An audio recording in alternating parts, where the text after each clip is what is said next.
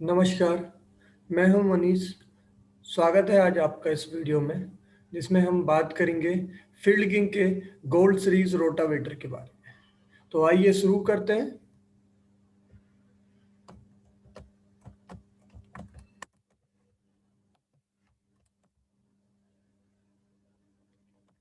सबसे पहले बात करते हैं कंटेंट्स की, जो हम इस ट्रेनिंग के दौरान कंप्लीट करेंगे।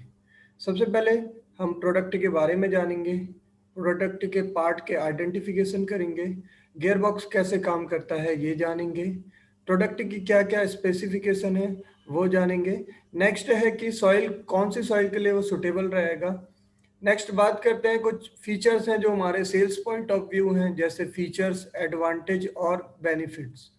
नेक्स्ट आता है यूएसपी, उसकी यूनिक सेलिंग प्रपोजिशन क्या क्या है। नेक्स्ट आ जाता है हमारा शेड्यूल मेंटेनेंस, तो मेंटेनेंस के दौरान हमें किन किन चीज़ों का ध्यान रखना है। नेक्स्ट है कि कॉमन सर्विस इश्यूज उसमें क्या आते हैं। नेक्स्ट है कि comparison with competition, and last में है एप्लीकेशन।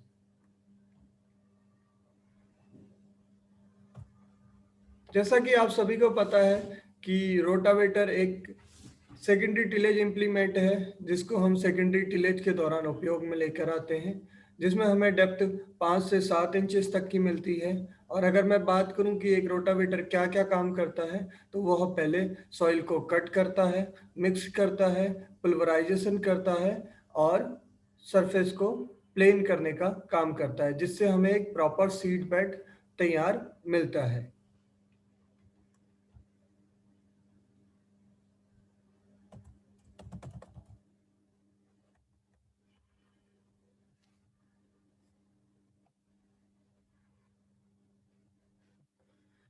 नेक्स्ट हम बात करते हैं फील्ड किंग के गोल्ड सीरीज रोटावेटर के बारे में, जिसमें हमें एक semi automatic dual speed gear box मिलता है, जिसमें दो तरीके की हमें स्पीड मिलती है।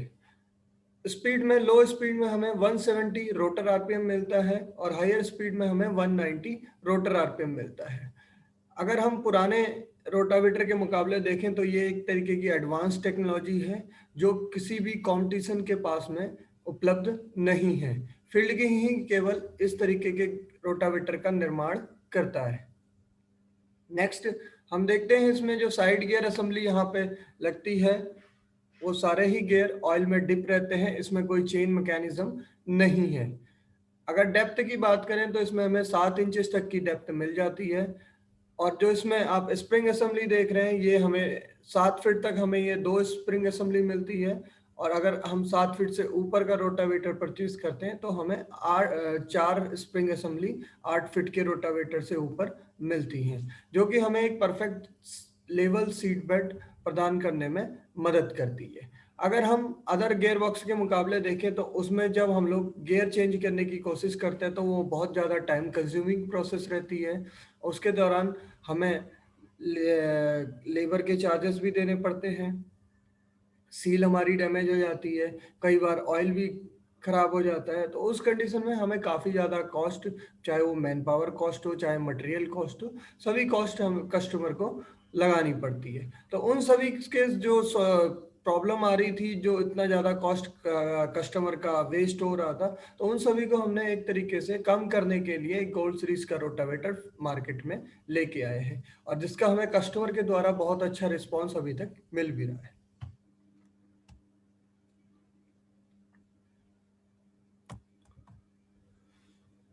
नेक्स्ट हम पार्ट आइडेंटिफिकेशन की बात करते हैं, तो यहाँ पे हमें 3 पॉइंट लिंकेज दिखाई दे रहा है। ये इसका टॉप लिंक है, ये इसके लोअर लिंक्स हैं। ये गियर शिफ्ट लीवर है और ये हमारी साइड गियर असेंबली है, जहाँ पे हम दो तरीके गियर्स प्रोवाइड करते हैं, 1833-28 एंड 1933-25। ये हमारी डेप्थ स्किड है, जो हमें 2 लेयर्स में मिलती है, एक एमएस की और एक एसएस की।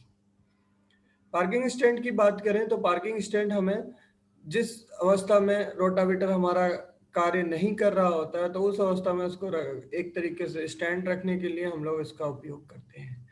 नेक्स्ट हम लोग heavy duty seamless shaft use करते हैं, जो कि हमें रफ एंड टफ ऑपरेशन के लिए काफ़ी ज़्यादा हेल्प करती है। और रोटावेटर में जो ब्लेड्स रहती हैं वो डिफरेंट डिफरेंट तरीके की रहती हैं एज पर सॉइल सुटेबिलिटी।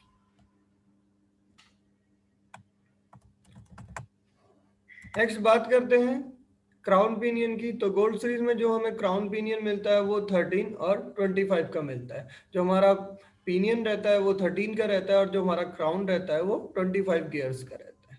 अगर हम साइड गियर्स की बात करें तो हमारे फील्डिंग में दो तरीके के साइड गियर्स है, 18, 33, 28 और 19, 33, 25। लेकिन जो हम गोल्ड सीरीज में साइड गियर असेंबली प्रोवाइड करते हैं दैट इज 19, 33 एंड 25। नेक्स्ट बात करते हैं हमारा जो गोल्ड सीरीज का रोटावेटर है उसमें हमें दो स्पीड मिल जाती है, लो, न्यूट्रल और हाई। हाई, न्यूट्रल और लो। तो दोनों ही कंडीशन में हमें, जिस कंडीशन में हम लो स्पीड में रहते हैं तो हमें 170 रोटर आरपीएम मिलता है, और न्यूट्रल की कंडीशन नेक्स्ट आता है कि जब हम हायर स्पीड में रहते हैं तो हमें 190 रोटर के आरपीएम की एक तरीके से आउटपुट के रूप में मिलता है। नेक्स्ट बात करते हैं जो हम ब्लेड्स का उपयोग गोल्ड सीरीज रोटावेटर के अंदर करते हैं उसमें एल टाइप और सी टाइप ब्लेड का हम लोग यूज करते हैं। फ्लैंज जिसमें हमारे ब्लेड माउंटेड रहते हैं, एक फ्लैंज में हमेशा 6 ब्लेड माउंट होती है। नेक्स्ट बात करते हैं पीटीओ शाफ्ट की। तो हम लोग जो पीटीओ शाफ्ट डोमेस्टिक में प्रोवाइड करते हैं दैट इज शेयर बोल्ट। तो यहाँ पे आपको शेयर बोल्ट दिखाई दे रहा है और यही एंड आपको इम्प्लीमेंट की साइड पे लगाना है, ये वाला एंड हम ट्रैक्टर की साइड पे लगाएंगे।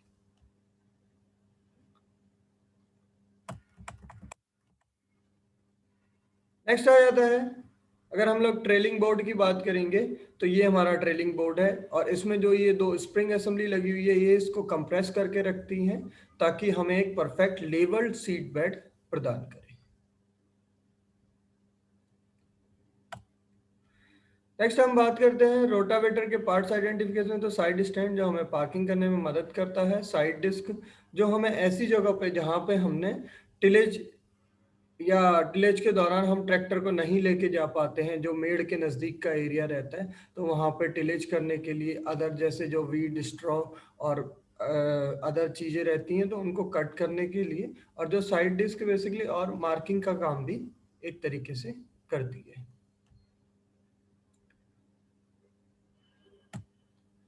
नेक्स्ट आ जाता है, अगर मैं साइड गियर असेंबली की बात करूं तो यहाँ पे हमें एक ऑयल फिलिंग कैप मिलता है, ये ड्रेन प्लग है और ये एक ऑयल लेवल इंडिकेटर है जहां से आप आसानी से बिना इस कैप को खोले ऑयल लेवल को चेक कर सकते हो। सेम टेक्नोलॉजी बजाज अपने पल्सर बाइक के अंदर भी देता है।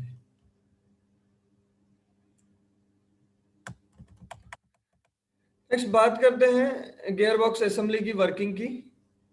तो अगर मैं बात करूं तो यहाँ से हमारी ट्रैक्टर से एक तरीके से पावर इन होगी, देन डायरेक्ट वो हमारी इस शाफ्ट के अंदर में आ जाती है जहाँ पे हमारे दो गियर फिक्स कंडीशन में है और दो गियर जो है हमारे वो मूवेबल कंडीशन में है। तो जिस कंडीशन में हमारी पावर यहाँ से इन होती है देन उस कंडीशन में हमारा पावर इस शाफ्ट पे जो हमारी शाफ्ट है गियर बॉक्स की मेन शाफ्ट है तो उसमें ट्रेवल करती है।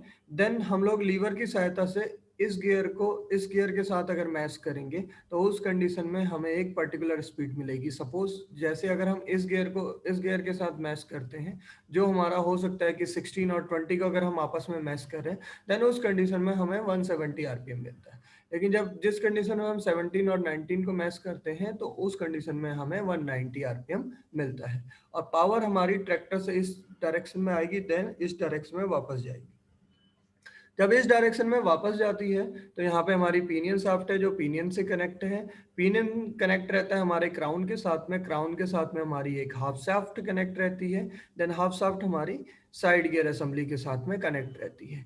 और साइड गियर असेंबली के जो लास्ट गियर रहता है हमारा 25 और 28 का, तो उस कंडीशन में उसके साथ में हमारी एक रोटर शाफ्ट कनेक्ट होती है जो हमारी ब्लेड को रोटेट करने का काम करती है। तो इस तरीके से किसी भी रोटावेटर के गियर बॉक्स की वर्किंग होती है। तो बेसिकली हम लोग इसमें जो गियर बॉक्स यूज कर रहे हैं that is sliding mash.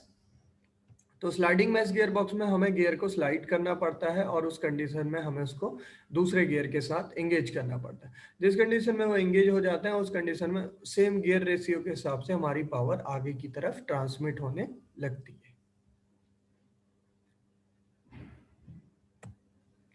Next आ जाता है कि गोल्ड सीरीज का स्पेसिफिकेशन की अगर हम बात करेंगे तो फर्स्ट हम लोग देखते हैं यहाँ पे कि हमें 150, 175, 200 और 225, तो ये पर्टिकुलर रोटावेटर की विड्थ हमें सेंटीमीटर में दी गई है। 150 सेंटीमीटर, 175 सेंटीमीटर, 200 सेंटीमीटर और 225 सेंटीमीटर। गियर बॉक्स की बात करेंगे तो सेमी ऑटोमेटिक मल्टी 2 स्पीड मिलता है। तो जैसा कि मैंने आपको बताया था कि इसमें से एक semi automatic sliding mesh gear box हम लोग यूज कर रहे हैं, जिसके दौरान हमें लो आरपीएम पे 170 एंड हाई आरपीएम पे 190 रोटर आरपीएम मिलता है।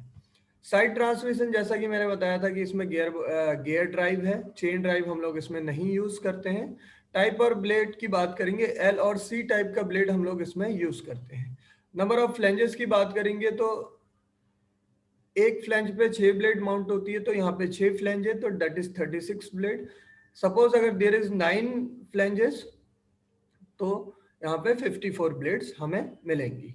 गियर बॉक्स ओवरलोड प्रोटेक्शन की बात करें तो शेयर बोल्ट हमें मिलता है।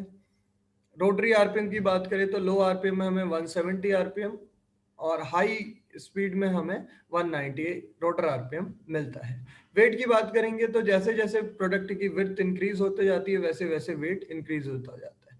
जैसे 150 सेंटीमीटर विड्थ के साथ में 465 केजी वेट है और 225 सेंटीमीटर विड्थ के साथ में 555 केजी वेट है। नेक्स्ट बात करते हैं ट्रैक्टर एचपी की, तो 40 से 70 एचपी तक के ट्रैक्टर का रिक्वायरमेंट रहेगा। बस ट्रैक्टर रोटावेटर को सिलेक्ट करते वक्त हमें यह ध्यान में रखना है कि हम केवल कंपैटिबल एचपी में ही ट्रैक्टर को रोटावेटर के साथ में वर्किंग में लेकर के आए, अदरवाइज हमें ज्यादा फ्यूल कंजप्शन और अधिक लोड ट्रैक्टर पे हमारे पड़ सकता है। नेक्स्ट बात करते हैं सॉइल सुटेबिलिटी की, तो एल और सी टाइप की ब्लेड हम लोग इसमें यूज करते हैं जो सभी तरीके की सॉइल कंडीशन के लिए उपयोगी रहती है। एल टाइप हमारी सभी तरीके की सॉइल कंडीशन में चल जाती है, लेकिन अगर हम लोग सी टाइप की बात करेंगे तो ये जहाँ पे हमारा बहुत ज्यादा मॉइस्चर सॉइल रहती है उस कंडीशन में हम लोग सी टाइप का यूज करते हैं। नेक्स्ट है हमारा पॉइंट कि जो हमारा गोल्ड सीरीज का रोटावेटर है उसमें फीचर, एडवांटेज और बेनिफिट्स क्या क्या है। फीचर्स की हम लोग बात करेंगे तो बोरोन स्टील की ब्लेड हम लोग इसमें उपयोग करते हैं जिसका ग्रेड रहता है 28 mm B5। सेम जो ग्रेड का मटेरियल रहता है all over the world wide use किया जाता है एग्रीकल्चर इंप्लीमेंट के दौरान। नेक्स्ट है कि अगर हम लोग बात करते हैं एडवांटेज, तो उससे हमें ये बेनिफिट मिलता है कि लंबे समय तक हम ब्लेड को यूज कर सकते हैं और उसमें मेंटेनेंस काफी ज्यादा कम रहता है। नेक्स्ट बात करेंगे last flange having blade facing outside, तो जो हमारा लास्ट फ्लैंज रहता है उसमें ब्लेड आउटसाइड की तरफ रहती है जिससे हम ज्यादा रेजिड्यू और ज्यादा टिलेज एरिया कवर कर सकते हैं, कम समय में हम ज्यादा टिलेज कर सकते हैं।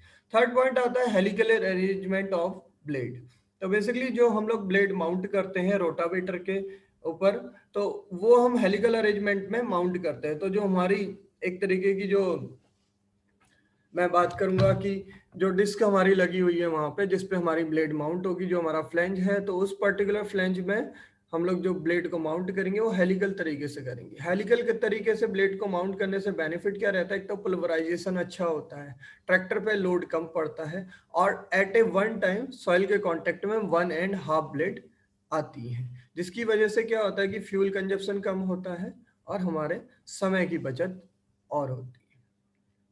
नेक्स्ट आ जाता है कि फुल लेंथ रोटरी टिलर, तो जो फुल लेंथ रोटरी टिलर की बात करेंगे तो जो हमारे लास्ट फ्लैंज रहते हैं वो उनकी ब्लेड बाहर की तरफ रहती है, तो जितनी उसकी विड्थ रहती है उतनी ही उसकी वर्किंग विड्थ रहती है। अगर मैं बात करूं 1 एकड़ की, तो अगर हम लोग पर्टिकुलर जो रोटेशन है उसमें अगर हम 3 to 5 इंचेस एरिया ज्यादा कवर करें तो 1 एकड़ में हमें 1 लीटर फ्यूल की सेविंग रहेगी। नेक्स्ट बात करते हैं डेप्थ स्किट इन 2 फ्लैट, तो जो हमारी डेप्थ स्किट रहती है वो 2 फ्लैट्स में रहती है। जैसा कि मैंने बताया था कि एक जो हमारा फ्लैट रहता है that is MS and another one is SS। तो SS क्या है हमारा माइल्ड स्टील और सेम दूसरा जो हमारा SS है वो है स्प्रिंग स्टील। जिस भी कंडीशन में अगर हमारी कोई भी स्किट प्लेट खराब होती है तो उस कंडीशन में हम लोग केवल एक ही पार्ट को रिमूव करेंगे या चेंज करेंगे। क्योंकि हम लोगों ने उसमें बोल्टेड कंस्ट्रक्शन दिया हुआ है, जिसकी वजह से हमें मेंटेनेंस कम पड़ेगा। जो भी कस्टमर अगर सपोज कोई पार्ट खराब हो जाता है तो उस कंडीशन में उसको पूरी असेंबली को चेंज नहीं करना पड़ेगा, केवल एक ही पार्ट को चेंज करना पड़ेगा। नेक्स्ट पॉइंट आ जाता है हमारा ऑयल लेवल इंडिकेटर। तो जैसा कि हम लोग साइड गियर में एक ग्लास का बेसिकली ग्लास से हम लोग ऑयल लेवल को चेक कर सकते हैं, तो उस ग्लास से हमें फिजिकली दिख जाता है कि ऑयल लेवल एक्चुअल में है कितना।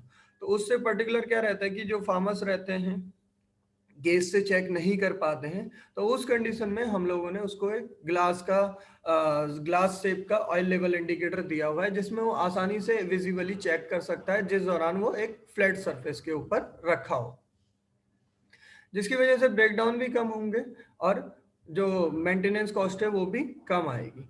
नेक्स्ट आ जाता है कि जो हमारा लास्ट पॉइंट है, जो मेन पॉइंट है, 2 speed semi automatic gear box with liver.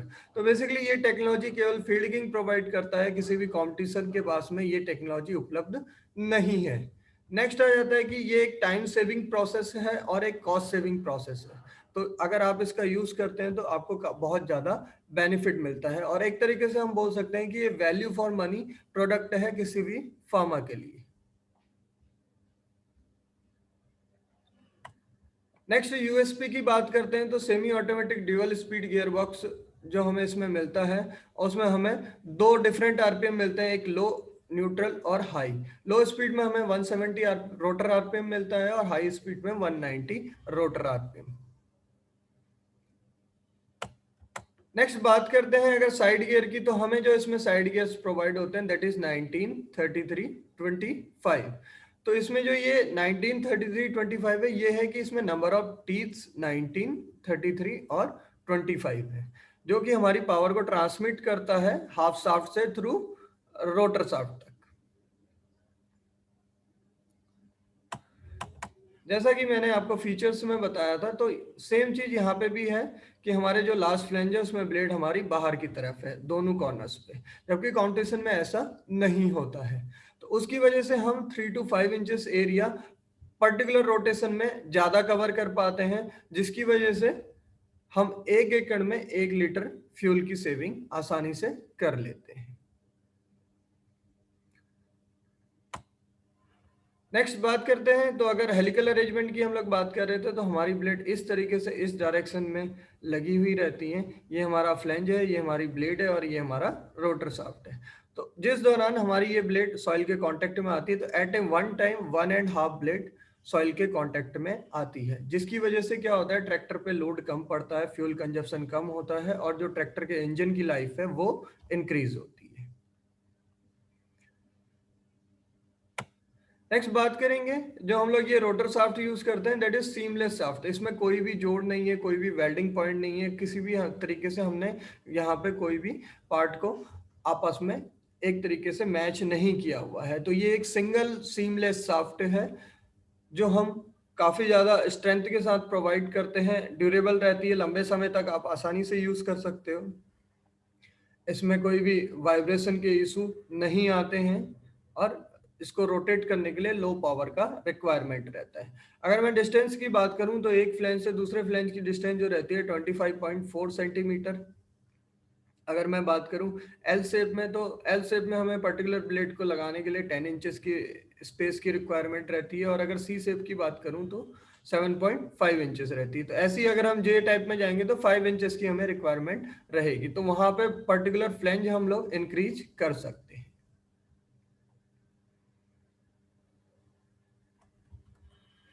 Next बात करूं, अगर यूएसपी फील्डिंग रोटरी टिलर में अगर हम एल शेप ब्लेड की बात करते हैं, तो design for all soil condition, तो बेसिकली हम लोग उसको हर तरीके की सॉइल में यूज कर सकते हैं।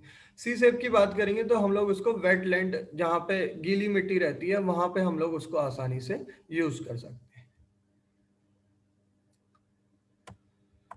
जो हम लोग पीटीओ सॉफ्ट का उपयोग करते हैं, वो शेयर बोल्ट वाली पीटीओ सॉफ्ट का उपयोग करते हैं, जो सेफ्टी भी हमें प्रोवाइड करती है, और जो शेयर बोल्ट जिस तरफ हमने लगाना है वो हमारे इम्प्लीमेंट की साइड रहती है, और सेम ट्रैक्टर की साइड हम लोग इस तरीके से उसको अटैच करेंगे। यहाँ पे एक पुश लॉक रहता है, जिसकी मदद से हम आसानी से ट्रैक्टर के साथ उस इम्प्लीमेंट के साथ उसको एंगेज कर सकते हैं। नेक्स्ट बात करते हैं डेप्थ स्किड की। तो डेप्थ स्किड हमें 2 फ्लैट्स में मिलती है। ये हमारा पार्ट एमएस का है, ये हमारा पार्ट एसएस का है। तो अगर हम लोग बात करेंगे लोअर प्लेट की, जो नीचे वाली प्लेट है वो हमारी EN45 स्प्रिंग स्टील मटेरियल की है।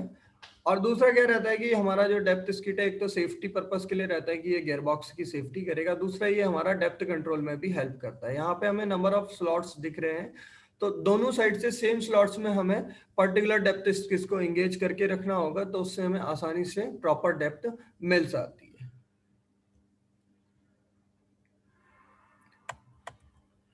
नेक्स्ट अगर बात करते हैं कंपैटिबल वेट की, तो जिस दौरान हम कस्टमर को प्रोडक्ट सेल करते हैं तो उस दौरान हमें इन बातों का ध्यान रखना पड़ता है कि हमेशा ट्रैक्टर कंपैटिबल होना चाहिए पर्टिकुलर साइज के रोटावेटर के लिए। जैसे सपोज मैं एग्जांपल के लिए बात करूं, अगर मेरे को कोई 8 फीट का रोटावेटर किसी ट्रैक्टर में चलाना है तो उसके लिए मेरे पास 50 एचपी का ट्रैक्टर होना चाहिए।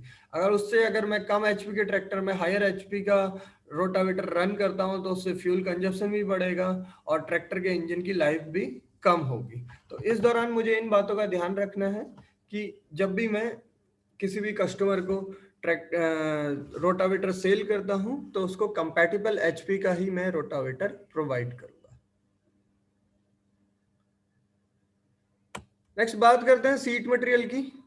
तो फील्ड के अंदर जितने भी प्रोडक्ट का हम लोग मैन्युफैक्चरिंग करते हैं सभी में हम लोग टाटा और सेल का मटेरियल यूज करते हैं, जो हमें लीड करता है लेस वाइब्रेशन की तरफ, कि वाइब्रेशन आपको बहुत कम मिलेगा। दूसरा क्या रहता है कि एक प्योर फॉर्म ऑफ स्टील हमें प्रोवाइड होता है। Pure form of steel provide होने से बेसिकली बेनिफिट ये रहता है कि उसमें वाइब्रेशन कम रहता है। और दूसरा, अगर हम लोग अदर ब्रांड से कंपेयर करेंगे तो हमारा प्रोडक्ट आपको काफी ज्यादा उपयोगी साबित होगा।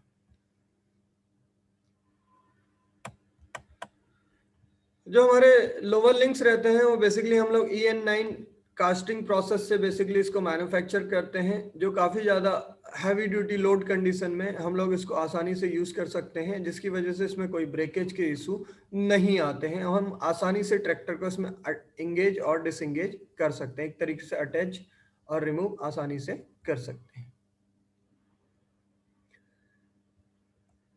जो भी हम लोग सील यूज करते हैं that is lip type of seal, जिसमें हम लोग जो भी ऑयल या ग्रीस रहता है उसको हम लोग बाहर लीकेज होने से बचाते हैं। दूसरा क्या रहता है कि अगर हम लोग डस्ट कंडीशंस की बात करेंगे तो कोई भी डस्ट कंडीशन हमारी क्या रहेगी, उसमें अंदर नहीं जाएंगी, जिसकी वजह से क्या होता है कि एक तरीके से वो हेल्प भी करता है, प्रोटेक्ट करता है इम्प्लीमेंट को डस्ट और अदर चीज़ों से। नेक्स्ट आ जाता है जो भी हम लोग बेयरिंग्स का यूज कर रहे हैं। तो फील्डिंग में जो भी प्रोडक्ट के अंदर बेयरिंग्स का उपयोग होता है दैट इज SKF, NBC और टाटा। तो ये अपने आप में एक रेपुटेड मैन्युफैक्चरर है जो ऑल ओवर द इंडिया और all over the world wide सभी कंपनीज इन्हीं का बियरिंग यूज करती है। नेक्स्ट अगर मैं बात करूं तो जो हमारा ब्लेड्स का रहता है, तो ब्लेड्स के लिए ऑलरेडी मैंने मटेरियल बताया था। 28 MN B5 मटेरियल हम लोग यूज करते हैं, और जिसमें हमारा रॉकवेल हार्डनेस रहता है 48 से 52, जो कि एक स्टैंडर्ड है हमारा। अगर इससे नीचे होता है या इससे ऊपर होता है तो उस तरीके की ब्लेड को हम लोग प्रोवाइड नहीं करते हैं। नेक्स्ट आ जाता है कि जो भी हम लोग फ्लैंजेस का यूज करते हैं वो हमारे CNC और VMC द्वारा मैन्युफैक्चर्ड रहते हैं, जिसकी वजह से हमें हाई प्रिसाइज और स्मूथ ऑपरेशन मिल पाता है और एक प्रिसाइज प्रोडक्ट हम कस्टमर को भी प्रोवाइड करा पाते हैं। नेक्स्ट आ जाता है कि जो हम लोग हैवी ड्यूटी बिवल गियर और स्पर गियर का उपयोग कर रहे हैं उसका जो मटेरियल रहता है वो EN353 मटेरियल रहता है, जिसमें कार्बन कंटेंट 0.17% ज्यादा रहते हैं, जिसकी वजह से वियर एंड टियर कम होता है। और अगर मैं बात करूं तो सेम मटेरियल की एप्लीकेशन हम लोग ऑटोमोबाइल के अंदर भी करते हैं और सभी गियर और शाफ्ट सेम मटेरियल के मैन्युफैक्चर किए जाते हैं। नेक्स्ट आ जाता है heavy duty shaft made of EN19 material. तो अगर मैं EN19 मटेरियल की बात करूंगा तो जो भी हाफ शाफ्ट आप देखते हो, पिनियन शाफ्ट देखते हैं हम लोग, या हम लोग गियर बॉक्स में जो मेन शाफ्ट देख रहे थे, वो सभी EN19 स्टील मटेरियल की बनती है, जिसमें वियर एंड टियर कम रहता है और दूसरा क्या रहता है, शॉक्स एब्जॉर्बिंग कैपेसिटी ज्यादा रहती है। तो सडन कंडीशन में कई बार क्या होता है, ब्रेकेज के इशू बहुत ज्यादा आते हैं, तो उस कंडीशन में हम लोगों को एक स्पेसिफिक ग्रेड का मटेरियल यूज करना पड़ता है। नेक्स्ट अगर मैं फास्टनर की बात करूं तो 10.9 और 8.8 ग्रेड के हाई टेंसाइल फास्टनर हम लोग यूज करते हैं। अगर हम लोग नॉर्मल फास्टनर सेम उसमें यूज करेंगे तो उसमें क्या होता है कि जब वाइब्रेशन बहुत ज़्यादा रहता है तो जो हमारे नॉर्मल फास्टनर हैं वो लूज होके फील्ड में गिर जाते हैं और उसकी वजह से हमारा प्रोडक्ट में प्रॉब्लम्स आ सकती हैं। तो बेसिकली हमने सेम ब्रेकडाउन को रोकने के लिए हम लोग लॉक नट और हाई टेंसाइल फास्टनर यूज करते हैं, जिसकी वजह से एक बेनिफिट हमें ये मिलता है कि बार बार आपको ब्रेकडाउन की समस्या नहीं आएगी। नेक्स्ट अगर मैं बात करूं तो जो हमारे प्रोडक्ट हैं उसमें जो हम लोग वेल्डिंग टेक्नोलॉजी यूज कर रहे हैं that is MiG welding. MiG welding का मतलब होता है मेटल इनर्ट गैस वेल्डिंग। और जब भी हम लोग मिग वेल्डिंग का उपयोग करते हैं तो हमेशा दो सिमिलर मटेरियल को एक इलेक्ट्रोड की सहायता से उसको हम मेल्ट करके पर्टिकुलर एरिया में हम लोग फिल करते हैं, जैसा हमें यहाँ पे दिखाई भी दे रहा है। तो ये दो सिमिलर मटेरियल है, इनको हमने ज्वाइन करने के लिए यहाँ पे जो हमारा इलेक्ट्रोड है उसको मेल्ट करके एक पर्टिकुलर प्लेस में फिल किया हुआ है, जिससे हमें बहुत ज़्यादा स्ट्रेंथ मिलती है। प्रोडक्ट हमारा ड्यूरेबल रहता है, लंबे समय तक आसानी से बिना ब्रेकडाउन के हम लोग उसको आसानी से यूज़ कर सकते हैं। और जो सबसे मेन रहता है कि जब प्रोडक्ट ऐसी कंडीशन में चलता है जहाँ पे मॉइस्चर और वाटर के कांटेक्ट में बहुत ज़्यादा आना होता है, तो उस कंडीशन में क्या होता है, जंग लगने की दिक्कत आती है। तो जब हम लोग सेम वेल्डिंग प्रोसेस यूज़ करते हैं तो उससे ये प्रॉब्लम भी बहुत लंबे समय तक आपको नहीं आएगी। नेक्स्ट आ जाता है कि अगर मैं पेंट टेक्नोलॉजी की बात करूंगा तो फील्डिंग के अंदर जो भी हम लोग पेंट टेक्नोलॉजी यूज करते हैं दैट इज पीयू पेंट। आपने ऐड भी देखा होगा कि एक नैरो लैक का ऐड आता है जिसमें हम लोग देखते हैं पीयू इनेमा। तो उसका मतलब रहता है कि हमारे जो प्रोडक्ट की साइनिंग है वो सालों साल आसानी से सेम वैसे ही बनी रहेगी। तो सेम प्रोडक्ट टेक्नोलॉजी हम लोग अपने प्रोडक्ट के अंदर यूज कर रहे हैं, जिसके अंदर हम कुछ प्रोसेस का यूज करते हैं जैसे सॉल्ट ब्लास्टिंग, डिग्रीसिंग, पाउडर कोटिंग और हीट ट्रीटमेंट की प्रोसेस। तो जिसकी वजह से हमें फिनिशिंग अच्छी मिलती है, जंग नहीं लगता है और जो हमारा कलर रहता है वो डिसेंट रहता है और लंबे समय तक उसमें शाइनिंग आसानी से बनी रहती है। नेक्स्ट अगर बात करते हैं तो सीट मटेरियल की, तो बेसिकली हम लोग जो हैवी ड्यूटी सीट मटेरियल यहाँ पे यूज कर रहे हैं बेसिकली ये 5 mm थिकनेस का रहता है। तो उस कंडीशन में हम पर्टिकुलर जो हमारा ट्रेलिंग बोर्ड रहता है वो हमें सीट बेड को लेवल करने में एक तरीके से हेल्प करता है। इसमें दो दो स्प्रिंग असेंबली लगी हुई है, ये तरीके से एक कंप्रेस करके रखती हैं प्रोडक्ट को और एक हमें proper level seat bed provide करती है। सेम जो हमारा पार्किंग स्टैंड रहता है वो हमें स्टोरेज पर्पस के लिए हेल्प करता है। नेक्स्ट आ जाता है साइड डिस्क की। तो जहाँ पे हमारी मेड रहती है उसके आसपास के एरिया में हमें टिलेज करने में हेल्प करती है, दूसरा मार्किंग में हमें हेल्प करती है और दूसरा जो अनवांटेड ग्रास रहती है, वीड्स रहती है, स्ट्रॉ रहते हैं, उनको कट करने में हेल्प करती है। नेक्स्ट अगर प्लैंक गार्ड की बात करेंगे तो प्लैंक गार्ड बेसिकली हमें एक तरीके से सेफ्टी भी प्रोवाइड करता है। दूसरा क्या होता है कि यहाँ से छोटी छोटी रिजेस भी बन जाती है जब इस कंडीशन में यहाँ से मिट्टी बाहर की तरफ निकलती है। तो सेफ्टी हमारा किस तरीके से करता है कि सपोज अगर ब्लेड के कांटेक्ट में कोई पत्थर, कोई ऐसा प्रोडक्ट, कोई ऐसा ऑब्जेक्ट आया जिसकी वजह से किसी को चोट लग सकती है, तो वो क्या करता है उसको बाहर निकल के छटकने से रोकता है। दूसरा क्या है कि ये जो हमारा प्लैंक गार्ड है ये हमें हेल्प करता है कि वहां से जब मिट्टी बाहर निकलती है तो छोटे छोटे रिजेस हमें खेत में बना देती है। सेम जब हम लोग इरिगेशन की प्रोसेस करते हैं तो वहां पे क्या होता है, वाटर एक तरीके से रुक जाता है। तो उस कंडीशन को हमने रोकने के लिए यहाँ पे प्लैंक गार्ड का उपयोग किया हुआ है। नेक्स्ट आ जाता है कि वर्ल्ड क्लास टूल किट हम लोग प्रोवाइड करते हैं और इसमें हमारे स्पैनर रहते हैं, रिंचेस रहते हैं, ग्रीस गन रहती है। तो ये सभी चीजें हम लोग कस्टमर को प्रोवाइड करते हैं ताकि वो टाइम टू टाइम अपने प्रोडक्ट का मेंटेनेंस आसानी से कर सके।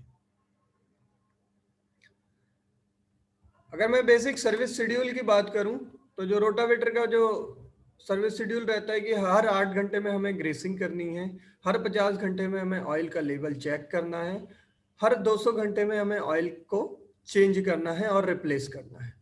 जो ऑयल ग्रेड हम लोग यूज करेंगे that is SAE 140 EP grade oil. तो ये किसी भी कंपनी का हो सकता है लेकिन आपको ग्रेड यही यूज करना है। नेक्स्ट मैं अगर बात करता हूं तो कुछ कॉमन सर्विस इश्यूज हमारे प्रोडक्ट में आते हैं। तो जैसा क्या रहता है कि अगर सेफ्टी बोल्ट, कभी कभी क्या होता है कि चलते चलते कहीं पे आपका प्रोडक्ट स्टक कर गया, तो अपने प्रोडक्ट को सेव करने के लिए हमने जो सेफ्टी बोल्ट या शेयर बोल्ट लगाया हुआ है वो टूट जाता है। तो उस कंडीशन में हम उसको आसानी से बिना किसी टेक्नीशियन की हेल्प से खुद से ही रिप्लेस कर सकते हैं। नेक्स्ट आ जाता है कि कभी कभी प्रोडक्ट के पीटीओ सॉफ्ट में वाइब्रेशन का इशू आता है। मोस्टली वाइब्रेशन का इशू तब उस कंडीशन में आता है, या नॉइस का इशू उस कंडीशन में आता है जब हम प्रॉपर तरीके से टाइम टू टाइम ग्रीसिंग नहीं करते हैं। अगर उसकी टाइम टू टाइम ग्रीसिंग नहीं होगी तो कई बार क्या होता है कि जो पीटीओ के क्रॉस रहते हैं वो टूट जाते हैं। तो उस कंडीशन में हमें पर्टिकुलर क्रॉस को रिप्लेस करना पड़ता है with the help of technician. तो ये कुछ बेसिक सर्विस इश्यूज थे जो रनिंग के दौरान आते रहते हैं, तो हम उसको आसानी से रिसॉल्व कर सकते हैं। ऐसा इसमें कोई बहुत ज़्यादा मेजर प्रॉब्लम्स नहीं है। नेक्स्ट बात करते हैं अगर कंपैरिजन की, तो फील्ड किंग रोटावेटर के अंदर पीयू पेंट टेक्नोलॉजी यूज़ की जाती है, जबकि कंपटीशन में हम वो लोग बेसिकली पाउडर पेंट ही यूज़ करते हैं। हम लोग हेलिकल अरेंजमेंट का यूज़ करते हैं, जिसमें हमारी 1.5 ब्लेड एट ए वन टाइम सॉइल के कांटेक्ट में आती है, जिसकी वजह से प्रॉपर पोलराइजेशन हो पाता है और फ्यूल कंजप्शन कम होता है। कंपटीशन में मैं सेम बात करूं तो 2+ रहता है। नेक्स्ट बात करते हैं अगर जो हमारा रोटरी टिलर रहता है, बेसिकली जिसकी जितनी विड्थ रहती है वही उसकी वर्किंग विड्थ रहती है। तो उसकी वजह से बेसिकली क्या रहता है, जो हमारे लास्ट फ्लैंज रहते हैं उसमें ब्लेड बाहर की तरफ रहता है, तो जिसकी वजह से हम पर्टिकुलर एक राउंड में हम लोग 3 to 5 इंचेस एरिया ज़्यादा कवर कर पाते हैं, जिसकी वजह से हमारी 1 एकड़ में 1 लीटर फ्यूल की सेविंग होती है। अगर सेम चीज मैं अगर कंपटीशन में बात करूं तो वहां पे क्या रहता है, ब्लेड अंदर की तरफ रहते हैं, जिसकी वजह से टिलेज एरिया कम कंप्लीट कर पाते हैं। अगर मैं क्राउन पिनियन की बात करूं तो हमारे प्रोडक्ट में 1325 और 1425 डिफरेंट डिफरेंट रोटावेटर के हिसाब से डिफरेंट डिफरेंट हमें क्राउन पिनियन का अरेंजमेंट मिल पाता है। जबकि अगर कंपटीशन में देखेंगे तो वहां पे जो हम क्राउन पिनियन का अरेंजमेंट देते हैं वो किसी में सेम रहता है, किसी में अलग अलग तरीके से रहता है। तो इस वे एक तरीके से हम बोल सकते हैं जो हम प्रोवाइड कर रहे हैं हो सकता है कंपटीशन में आपको वो ना मिले।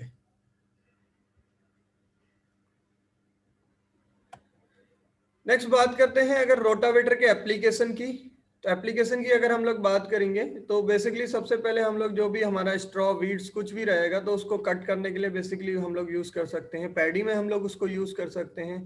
After harvesting of paddy, after harvesting of sugarcane, after harvesting of maize, after harvesting of cotton, तो सेम कंडीशन में हम लोग इसको यूज कर सकते हैं। दूसरा, हमें ये वीड कंट्रोल में भी हेल्प करता है और एक proper level seed bed provide करता है। और दूसरा, हम लोग इसको पडलिंग में भी आसानी से यूज कर सकते हैं। तो धन्यवाद, ये आज का हमारा ट्रेनिंग सेशन था।